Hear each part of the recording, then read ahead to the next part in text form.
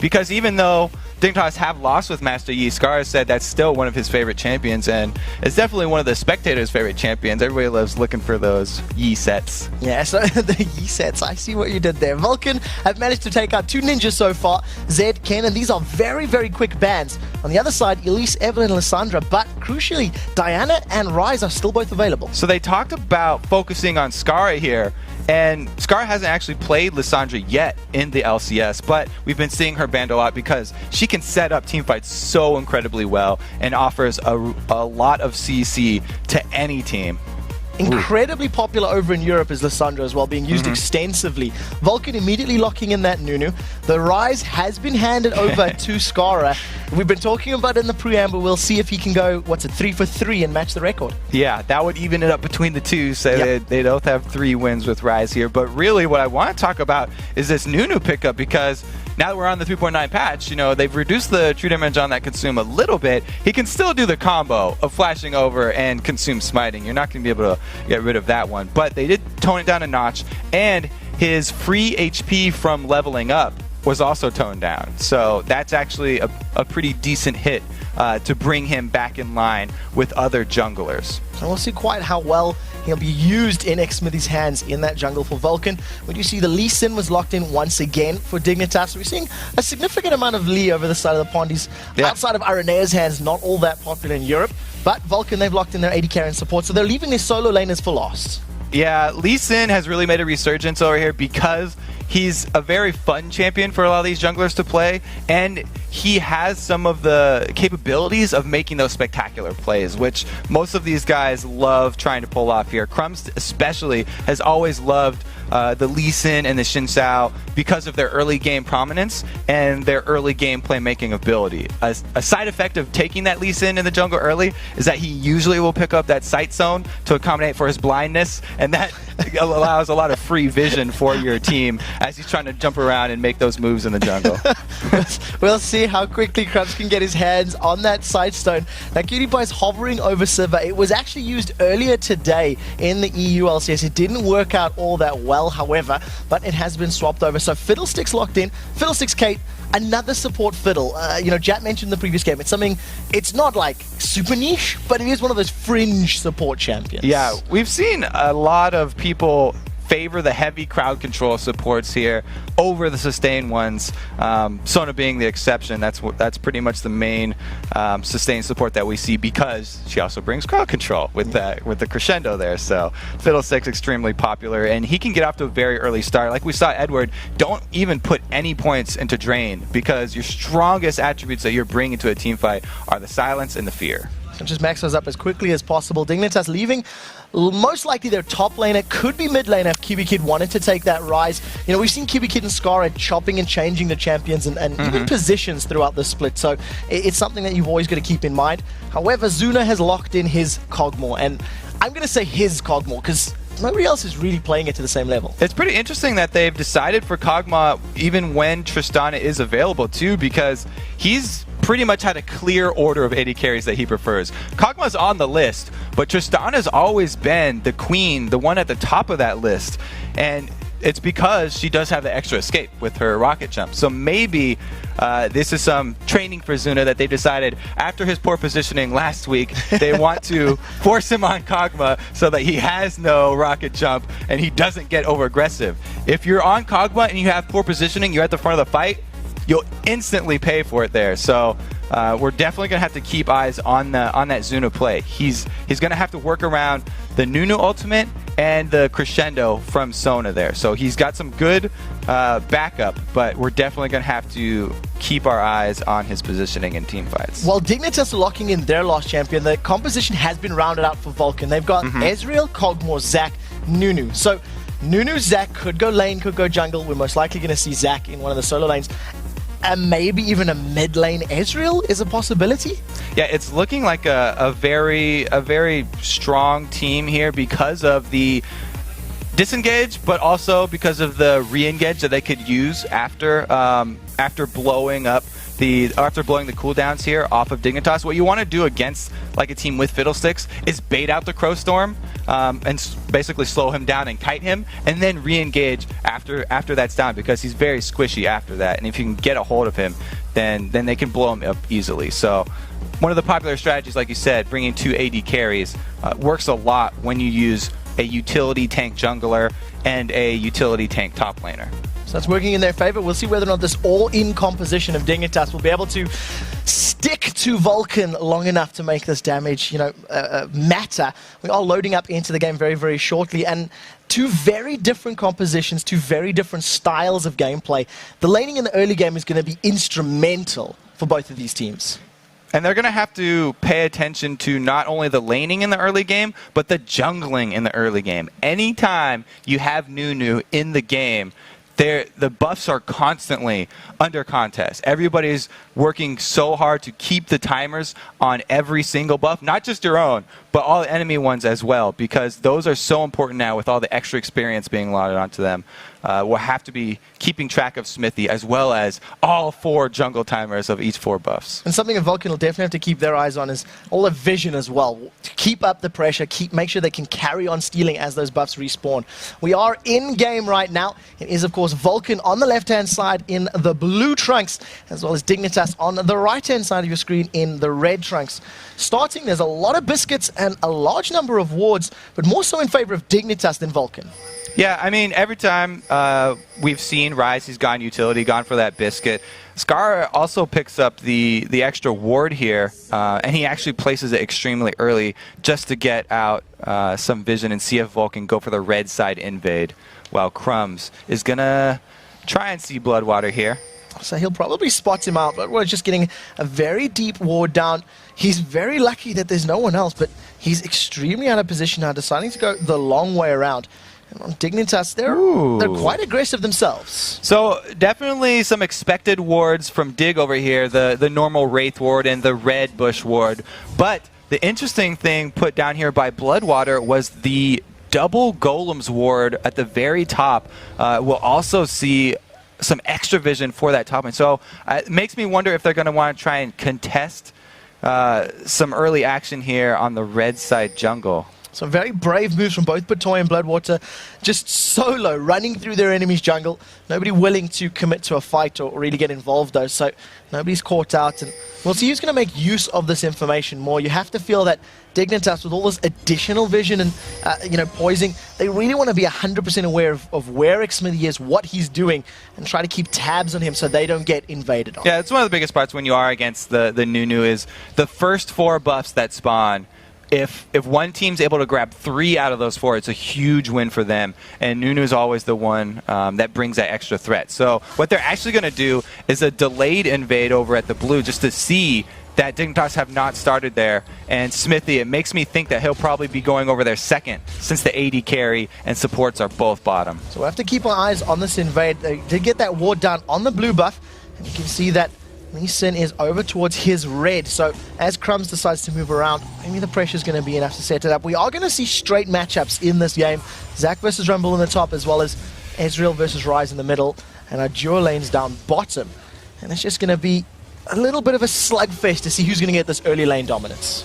And the main difference there from that level 1 was that we had Smithy using his smite because he soloed his own red buff. Whereas Crumbs over here still has his available, and they are going to be able to both get their own buffs secured. No early disadvantage for that Lee Sin. So now it's on Crumbs to make an early move, try and pull off a gank before Nunu has time to come into his jungle. So a tentative start here from both of these teams, and almost on cue, Crumbs is moving his way towards this mid lane. He does have those double buffs up. A little bit of pings on the blue side of the jungle, so Vulcun are aware of Crumbs' positioning, and they're playing a little bit defensively as Zuna and Bloodwater are a little overextended. Yeah, they haven't felt the need to pull back here because they do have the upper hand down there in that bottom lane, and Crumbs was seen coming through the river.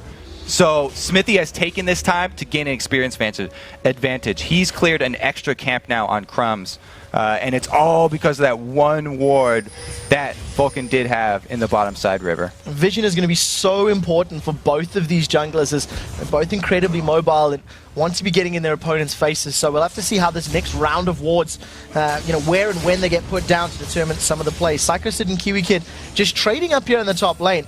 A lot of damage, and look at Scara forced to flash away from Manclouds. Very, very early flash here. We do have Manclouds flash up as well, so he does have kill potential in this mid lane, and that's why you can see the junglers hovering around. They're just waiting to pounce on this mid lane with the vulnerable Rise. So Ignite is available for Scara, but Ignite is not for Mancloud, as that previous engage is just trading damage back and forth. There's a fairly large wave here for Mancloud, as we do see Smithy coming in from the side. Ice Blast lands, Mancloud gets the last hit, and that's first blood on the board. Yeah, vulnerable Rise there. No flash means no escape, and he also didn't have vision, so great job by Smithy taking advantage of that pop summoner that Mancloud was able to get rewarded with first blood. Meanwhile, top, speaking of ward coverage here, since Psycho Sid did start that Doran shield, Dignitas are very much aware that he has no wards. There's no vision up in that top side, but because Rumble's damage is mostly AoE, he's always constantly shoving, and it's very hard for an early dive to come from that Dignitas side. Down in the bottom lane, the pressure is on as Bloodwatch is forced to back away. Ignite was ticking, he survives it.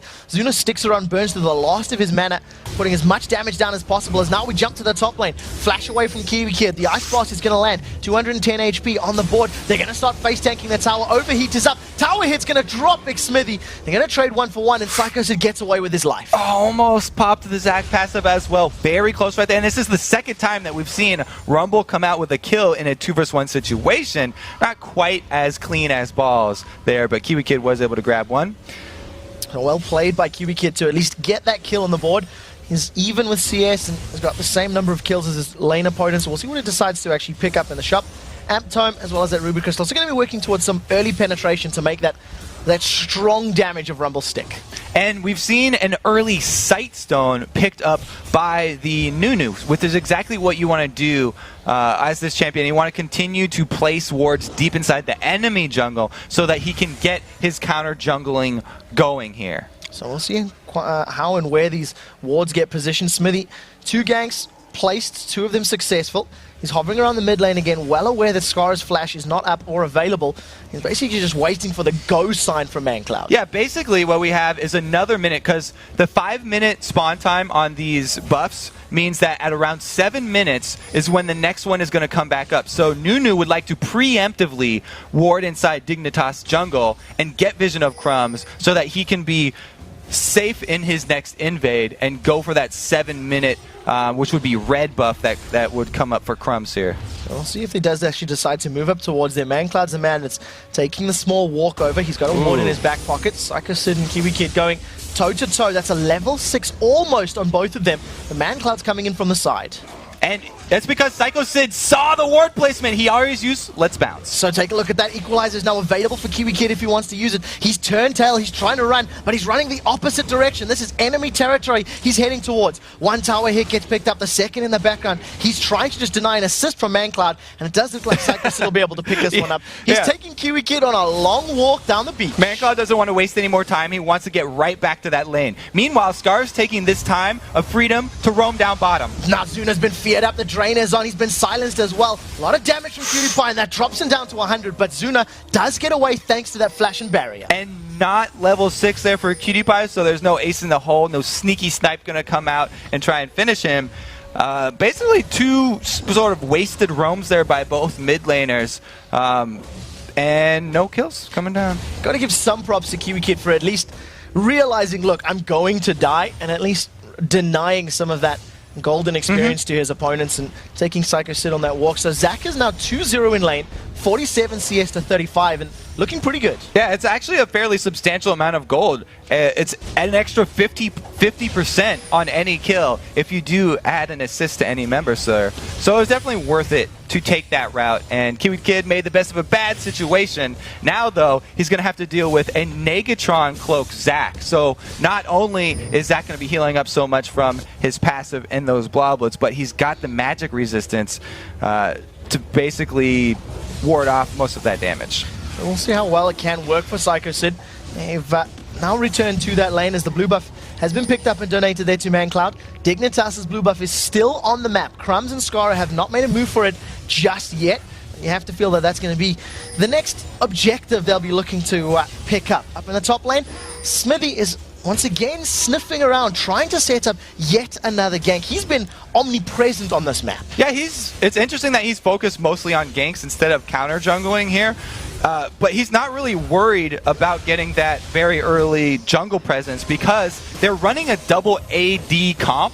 So his Blood Boil is basically what they're looking for him in the late game. They just want his extra scaling for these ADs, and they're happy to just sort of beef up their lanes with constant ganks rather than trying to keep down Crumbs with the invade.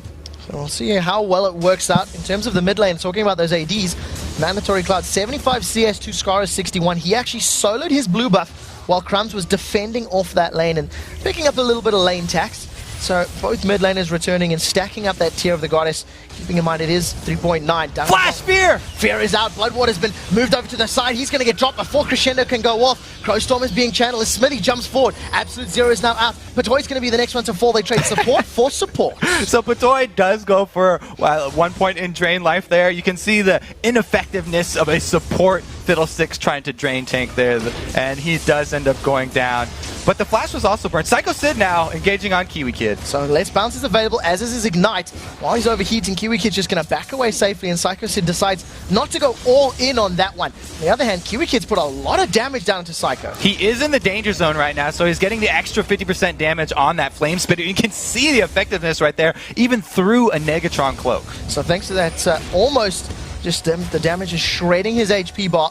Overheating once again, picking up as many last hits as possible. Jump back to the mid lane, and ManCloud is basically just farming this up. We've seen him use a number of True Shot barrages just to keep the pressure pushed and keep Scara's Rise on the defensive. One of the very old weaknesses that people always used to list on Rise was his difficulty farming under turret. That's mostly before 6 and before he has a blue buff, though. At this point, Scar is free to just spam his spells for all the last hits, and it shouldn't be hard for him to keep up in CS. Psycho Sid's bouncing, jumping in there, slingshots onto Kiwi Kid, and gets him down to below 1,000 HP, but it's just a slugfest. They're just trading blows back and forth, and neither player is really committed to a full fight yet. It's very nice for Psycho Sid that he's going up against an AP solo laner, because building Spirit Visage is already a great item on Zac because he does so much healing that the increased healing from that it definitely pays off. Just being able to lane against a magic user means that he can build the Negatron Cloak early and get into that lane bullying situation. Almost double its effectiveness as he's coming up against a double AP. Dignitas, ManCloud in the mid lane, takes a lot of damage from Scara's Rise as 3 members of Dig are now jumping on Dragon. Up in the top lane, Kiwi Kid does look like he's going to go down. Psycho Sid, he misses the stretching arms down the bottom lane. Dragon has been started. So they lose a kill, and they're also going to lose that Dragon! Crescendo was locking up 3 members. Bloodwater picks up the first kill in this bottom lane. ManCloud's trying to focus out Scar, but it turns his attention to Crumbs. That's a double kill there for Bloodwater. Dragon has not been finished yet, and Vulcun now have positioning. Vulcun win both the 1 vs 1 top and the 4 vs 4 down at Dragon. They're going to be rewarded with that extra global gold right now. Ooh, this is really a huge turning point for this Vulcun team, especially since they are running the double ADs that will be very potent in the late game. 4,000 gold difference between these two teams right now. 7 kills to 2. Even though there's no towers on the board just yet, Vulcun are really grabbing this game by the reins. Plus, we just saw another Arcane Barrage from ManCloud right there to just get the extra CS and clear out the minions that were at his turret. When we talk about pressure in the different lanes, a lot of the times we're referring to the minion waves being pushed up and the free damage that Scar could get on that turret, but because of the kit that Ezreal does possess, able to clear that one out and relieve that pressure. And it allows Vulcun just to exert the control over all areas of the map, even while doing that gank down towards the bottom, and keeps up all of that, the minions in their favor in the mid lane. We see a Manamune has already been completed for ManCloud as his first major item, and it's something we're seeing a little bit more of because of the changes to tier. Yeah, you want to get that upgraded even quicker now because it's going to charge on auto attack, and the regular tier does stack quite a bit slower now. So he immediately returns to grab this red buff here, as an Ezreal at any point in the game with red buff adds that extra annoying factor that is really the reason that the blue buff Ezreal was started, and being able to slow people with your Mystic shots. Yeah, from range, keeping yourself safe, and if you get any poked out, dive in for the fight once again. True Shot Barrage used to just hit a couple minions. I don't think it was ideally aimed, but ManCloud's going to be able to finish off most of this mid lane and maintains that CS advantage over his opponent, but it is what you would expect in an AD carry versus a mage setup. Well, he's just continuing on with the same strategy that's been working for him so far, using his ability. Oh, there we go, crescendo. Cutie-Pie's been locked up. Smithy's trying to put himself in position. Absolute Zero is available. He starts to channel it, immediately kicked away as Crumbs throws out the Dragon's Rage kick. He's going to safeguard over to a ward, actually, not giving the shield over to Cutie-Pie. He's the first one to fall before the Crow Storm comes in. You can hear them cawing in the background. Like Smithy surviving it all. Barrier pop by Zuna. The focus is on Kog'Maw. Can they get him down? The answer is no. Bloodwater picks up his third kill of the game as Skara arrives to the party, but you are not early enough. There's the power of the double supports plus AD carry on the bottom lane. Such control added from the Sona and Nunu combo, where it allows Zuna to just fire away from the back line and continually put out damage without having to worry about his position. So well played to them.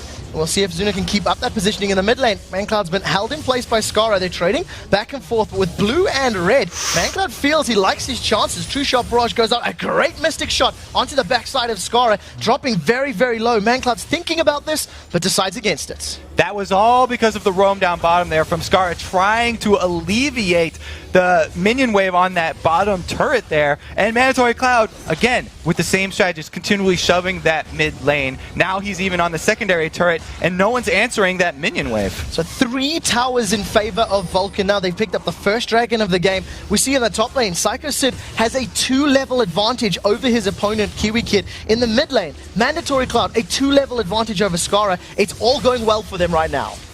So this Nunu team, finally they do get a buff steal, but it's actually Mandatory Cloud on the Ezreal who's taking away the blue buff. No consume necessary. So just too strong right now. With those buffs, he had them already. The Shot Barrage! It lands from downtown. We've been talking how he's using it to clear out waves. There he used it to secure a kill. And we were talking about Mandatory Cloud's large list of champions that he can pull from. We didn't talk about any of the AD carries that he can actually pull from, but he's definitely showing here that he is well versed on that Ezreal. And this is something that we see, again, not in every single game, but double AD carries, it's a strat you can pull off, and if you get ahead, it's such a great position to be in with all of that damage to follow up your utility tank, you know, top laner and jungler in this case.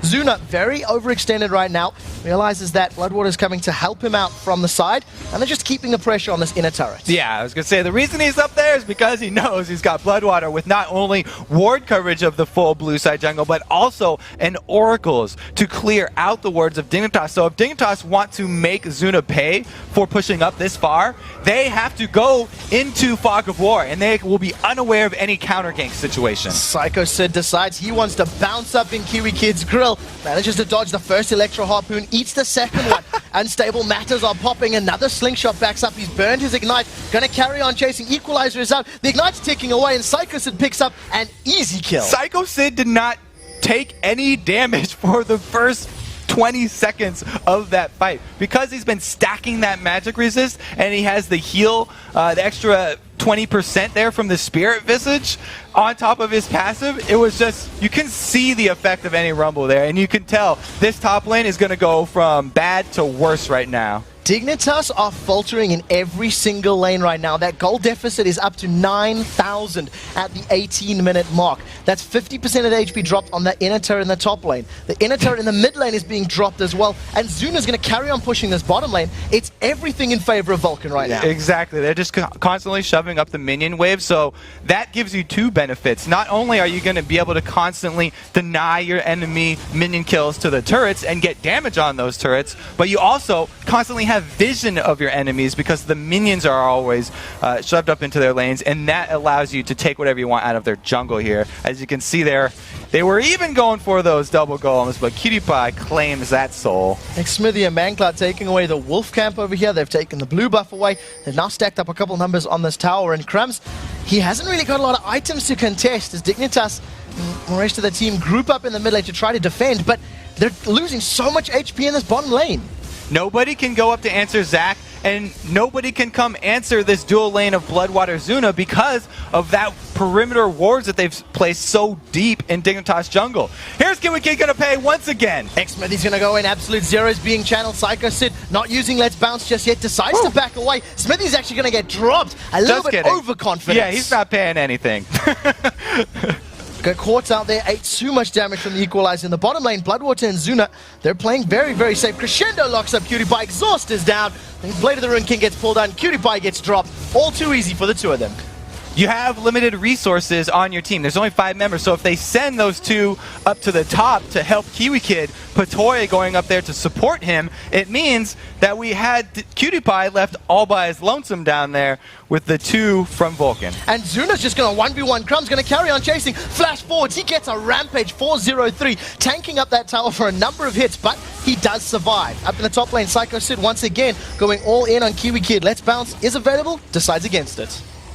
And KiwiKid's cooldowns are not back up right now, so it is a bit dangerous. But the reason he backed off is because of the wards in that jungle for Vulcun. Saw Scar moving up, and he was afraid of the counter game. 4th tower of the game secured for Vulcun, and Dignitas just... they haven't really been able to make a play stick. They've been reacting and trying to claw back whenever Vulcun dive in, all since that first dragon. Yeah, very nice early game here from Vulcun, who are definitely known as a late game team. They've really been able to snowball that early lead, and the reason, or the way that they do this, is continually picking up these free objective, or not, this extra dragon when they have the vision from the shoved up minion waves. Yeah, it's complete control of every single lane right now. Going to give them all the time in the world to pick up that Drake. Mandalorian Cloud with that Last Whisper returns to the mid lane. Put some poke down into Scar, and Scar is fairly beefy right now. Getting very close to, a couple of completed items, but nothing completed yet. Still sitting on the tier, still sitting on the Glacial Shroud and the Warden's Mail. He hasn't completed a big ticket item at the 20-minute mark. He's got a whole bunch of mana, though, which does scale up Ryze's damage, and he's been building in preparation for this late game dual AD combination. You can see he's put a lot of emphasis on the armor. So he's going to eventually get that Frozen Heart, and he's already got the Warden's Mail. So he's going to try and get as many attack speed slow items as he can. Being able to stack those 2 would be a great benefit for the team, because anytime either Zuna or Mandalorian Cloud attack him, they are going to have their attack speed reduced a great deal, and it can counter that Blood Boil. The thing is, Vulcun have this 10k gold lead already, and they've got Vision of Baron. Don't know if they're even going to let Scar get to that point. So we'll see if they manage to jump it in. We see Psycho Sid launches himself in with that elastic slingshot. Crumbs does have a couple of wards, no Sightstone yet. He's going to make do just picking up each individual item.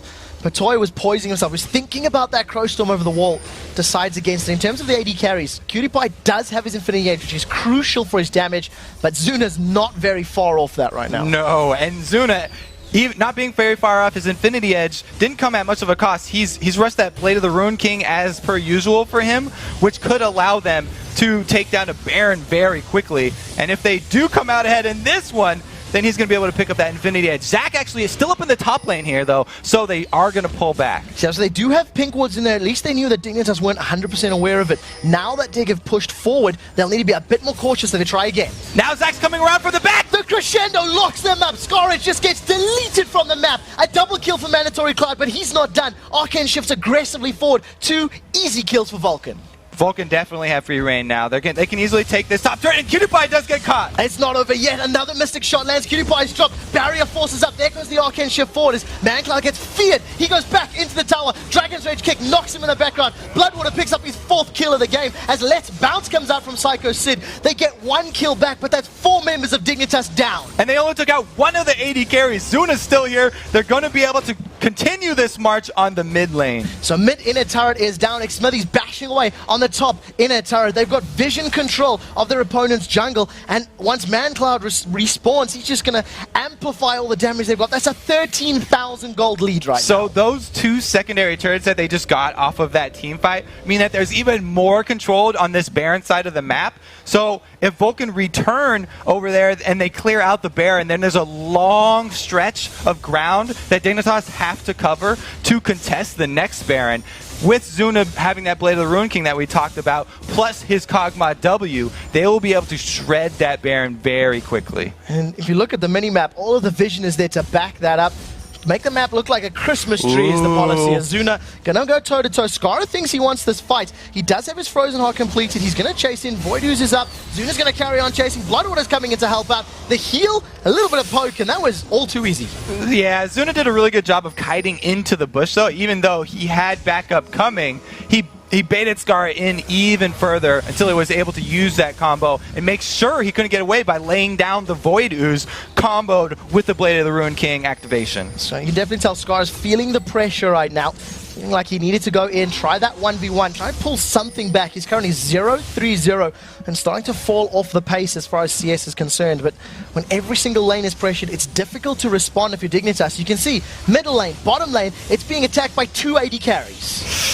Yeah, the Warden spell didn't help Skara. Now we have the offensive here for Dignitas. They're going right on Zuna. The Crescendo locks them up, but Toy does manage to get the Crow Storm out though. Rumble picks up the first kill. That is onto Kog'Maw. Smithy's trying to back away. Now in the mid lane, keep your eyes, Zac and Ezreal. They're on the towers. They've got that down. Patoy is dropped. His HP is low. He's draining away the best he can. That's a support and a jungler that secured that one up. Cutie Pie is going to carry on chasing. Ace in the hole goes up. Going to be able to secure the kill. Skara trying to defend, but it's not enough. They trade 2 for 2 and an inhib. Dignitas didn't have any choice. That was their desperation right there. They had to hard engage. They were able to trade 2 kills, but because of that, Skara by himself in the mid was not able to defend, and Vulcun did take the inhibitor off of that one. So one thing that does play into Dignitas' favor a little bit, the minions are now going to be even more on their doorstep. If they can control those waves and farm, they can try close this 15,000 gold deficit, but it's a difficult position to be in. It's compounded by the fact that Baron's still up.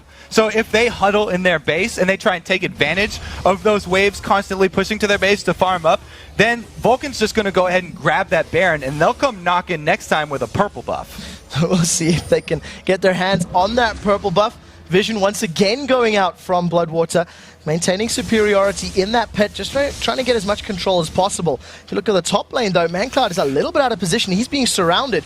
Cutie Pie's coming in, going to trade damage back and forth. Mancloud is so much stronger though. He's going to drop Cutie Pie before Skara can even get there, and another kill for Mancloud. This is a solo lane, Ezreal. Remember Cutie Pie here that you're trying to deal with, and with the blue buff on him, blue build, Ezreal definitely comes out ahead, and now Skara has to run too. So Skara's on the back foot. He's been dropped. Exhaust was out. So much damage down, almost getting Mancloud out, but Xmithy was pulling away the rest of Dignitas, ensuring they didn't respond. And with those kills, I think Mancloud's taking the lead for most kills in the LCS. He definitely does not want to give up that crown. He's making a great case for himself. After those 2 kills, not only does it give Mancloud the title, but Vulcun are also going to be able to get a 4-man Baron while simultaneously split pushing the bottom lane. Crescendo locks up Crumbs. He is just dropped. Slingshot is going to be available for Sid in a second as he gets back into that pit. Free pit, free kill, and the bottom lane now, Kog'Maw pushing the lane down. Again, you can't blame Crumbs too much for that one. It's a desperation move that Dignitas are in right now. They're taking chances that they normally wouldn't take because they're so far behind. Basically, their hope was that they could somehow miraculously steal that Baron. Crumbs didn't even plan on getting out of that one if he did, but that's the danger of trying to steal a Baron against a team that can hop walls. So one of the things that is playing into Vulcan's favor is the fact that Bloodwater is not hesitating on those crescendos. He's using them to lock up single targets, securing the kill on the target, and then rolling onto the objective. And it's something that you have to give him props for. He's currently 4-1-11, maybe securing a few too many kills. That's the reason why Sona's his favorite support, and he's picked him so often in the LCS, though, is because of the kit there, with the Crescendo being such a powerful game-changing ultimate. Even coming from a support, Bloodwater makes plays all day long. So now we see once again Two-Shot Barrage being thrown up to that top lane. Can at least maintain complete control of every single lane in the game. 7 towers to 0. Vulcun have not even lost a single one of their turrets. Inhib will be respawning shortly in this mid lane, and you can see Vulcun, they want to keep the pressure on. They want to make sure they've got super minions pushing against their opponents. With the Baron buff, and their main tank being Zac, they can also easily go for a tower dive. So if PewDiePie is down bottom right here, Zac can start up a fight and be able to tank that turret for a very long time. With 2 AD carries, they're just shredding that tower's HP down. That was a wave and a half worth of creeps, and with Kog'Maw and Ezreal, they've dropped it down. The next wave that appears, maybe the go side, maybe the let's fight, especially with Patoy taking all that damage. The poke there from Ezreal really paying off, and he does get it! He got it with the true shot barrage. That is a 5 versus 4 now. Crescendo locks him back up. PewDiePie has been dropped. In the background, Kiwi Kid is now down. Zuna gets the tower while Mangler carries on fighting. Slingshot is being charged up, decides against it. And then with the inhib down and the Nexus turrets free, Vulcun are going to secure the win. Congratulations to Vulcun, well-deserved win. Just talked about how Cloud9's execution is amazing. Vulcan's is definitely deserving of the second place spot in the LCS. And they're even able to pick up a kill on the fountain steps. Zuna, in conjunction with the rest of the team, just shredding Skara down. 0-5.